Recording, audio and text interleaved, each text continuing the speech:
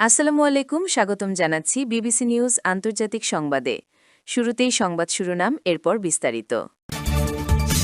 ৬০টির বেশি ড্রোন ধ্বংসের দাবি সৌদির। আগামী ৩ সপ্তাহ ইরানে হামলার পরিকল্পনা করে রেখেছে ইসরায়েল। নিউ ইয়র্ক টাইমসের বিশ্লেষণ, ইরান যুদ্ধ নিয়ে দোটানায় ট্রাম্প। ইরানের আলোচিত মোজাইক ডিফেন্সের নেপথ্যে কে এই আলী জাফরি। দর্শক, এতক্ষণ শুনছিলেন সংবাদ শিরোনাম। এখন বিস্তারিত। আপনি যদি ইসরায়েলের ধ্বংস চান এবং মুসলিমদের পাশে থাকেন, তাহলে ভিডিওতে লাইক করে চ্যানেলটি অবশ্যই সাবস্ক্রাইব করে দিবেন এবং আপনার মূল্যবান মতামত অবশ্যই কমেন্টে লিখে জানিয়ে দিবেন। এখন বিস্তারিত। ৬০টির বেশি ড্রোন ধ্বংসের দাবি সৌদির। সৌদি আরব সোমবার ১৬ মার্চ ভোর থেকে এখন পর্যন্ত ৬০টির বেশি ড্রোন ভূপাতিত করেছে বলে দেশটির প্রতিরক্ষা মন্ত্রণালয় জানিয়েছে। বার্তা সংস্থা এজেন্সি ফ্রান্স প্রেস এএফপি এক প্রতিবেদনে এ তথ্য জানিয়েছে। সৌদি প্রতিরক্ষা মন্ত্রণালয় সামাজিক যোগাযোগ মাধ্যম এক্সে একাধিক বিবৃতি প্রকাশ করে জানায়, সোমবার ভোরের দিকে দেশের পূর্বাঞ্চলে মোট ৬১টি ড্রোন প্রতিহত করা হয়েছে।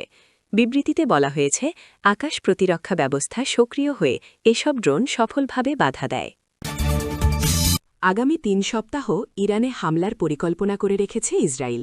ইসরায়েলি সামরিক বাহিনী জানিয়েছে যে ইরানে তাদের কয়েক হাজার সম্ভাব্য লক্ষ্যবস্তু রয়েছে এবং দেশটি এই লক্ষ্যবস্তুগুলোর উপর নজরদারি অব্যাহত রেখেছে।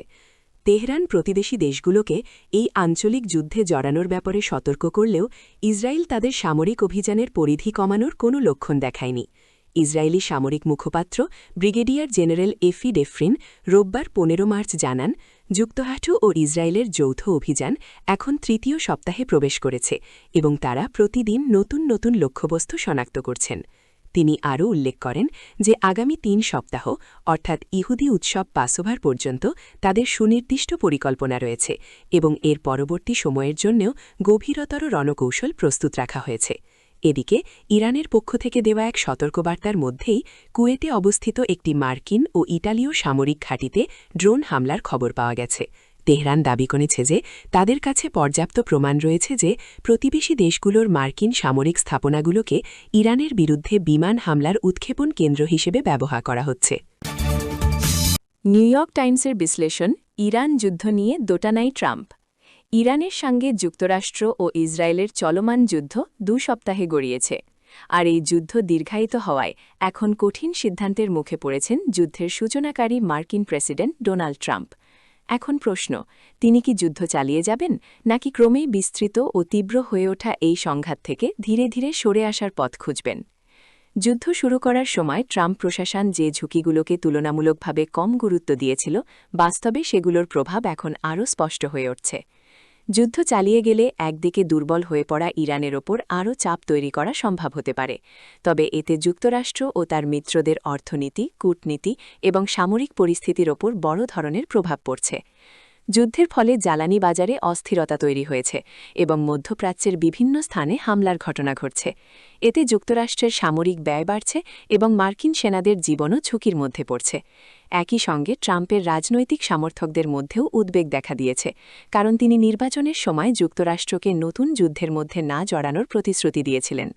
অন্যদিকে যদি যুক্তরাষ্ট্র এখনই যুদ্ধ থেকে সরে আসে, তাহলে ট্রাম্পের ঘোষিত বেশিরভাগ লক্ষ্যই অপূর্ণ থেকে যাবে। এর মধ্যে অন্যতম ছিল ইরানকে যেন আর কখনো পারমাণবিক অস্ত্র তৈরির সক্ষমতা অর্জন করতে না দেওয়া।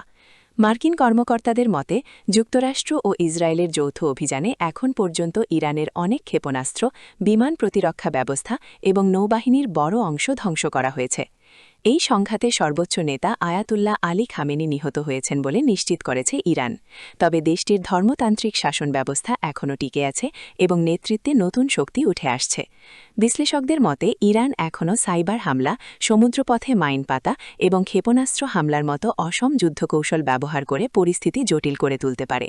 যুদ্ধ শুরুর পর থেকে এখন পর্যন্ত প্রায় ২১০০ জনের বেশি মানুষ নিহত হয়েছে, যাদের অধিকাংশই ইরানের নাগরিক। জাতিসংঘে ইরানের প্রতিনিধি জানিয়েছেন, নিহতদের মধ্যে অন্তত ১৩০০ জন বেসামরিক মানুষ। এদিকে যুদ্ধে এখন পর্যন্ত ১৩ জন মার্কিন সেনাও নিহত হয়েছেন। ইরানের আলোচিত মোজাইক ডিফেন্সের নেপথ্যে কে এই আলী জাফরি? যুক্তরাষ্ট্র ও ইসরায়েলের যৌথ সামরিক অভিযান অপারেশন এপিক ফিউরি শুরু হওয়ার 2 সপ্তাহ পার হলেও ইরানের প্রতিরোধ ক্ষমতা অটুট থাকার পেছনে মোজাইক ডিফেন্স নামক এক বিশেষ সামরিক কৌশল কাজ করছে বলে মনে করছেন বিশেষজ্ঞরা।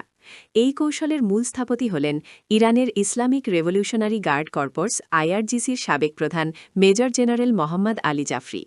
2007 থেকে 2019 সাল পর্যন্ত আইআরজিসির কমান্ডার ইন চিফ হিসেবে দায়িত্ব পালনকালে তিনি ইরানের প্রতিরক্ষা ব্যবস্থাকে এমনভাবে সাজিয়েছেন যেন শীর্ষ নেতৃত্বের অনুপস্থিতিতেও দেশটির সামরিক সক্ষমতা ভেঙে না পড়ে।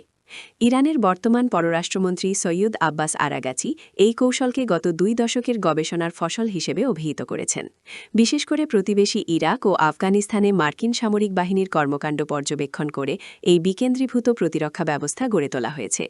তেহরানের দাবি, এই পদ্ধতির ফলে রাজধানীর ওপর ব্যাপক বোমাবর্ষণ বা শীর্ষ নেতাদের হত্যাকাণ্ড ও যুদ্ধ চালিয়ে যাওয়া সক্ষমতাকে ব্যাহত করতে পারে না। এমনকি ইরানের সর্বোচ্চ নেতা আয়াতুল্লাহ আলী খামেনির মৃত্যুর পরও দেশটির বিভিন্ন আঞ্চলিক ইউনিটগুলো স্বাধীনভাবে তাদের সামরিক কার্যক্রম চালিয়ে যাচ্ছে। মোজাইক ডিফেন্সের মূল ভিত্তি হল ক্ষমতার বিকেন্দ্রীকরণ।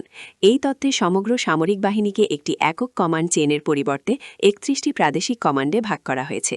প্রতিটি কমান্ড নিজস্ব অস্ত্রাগার, গোয়েন্দা ব্যবস্থা এবং সিদ্ধান্ত নেয়ার ক্ষমতা সম্পন্ন একটি স্বয়ংসম্পূর্ণ সামরিক ইউনিট হিসাবে কাজ করে।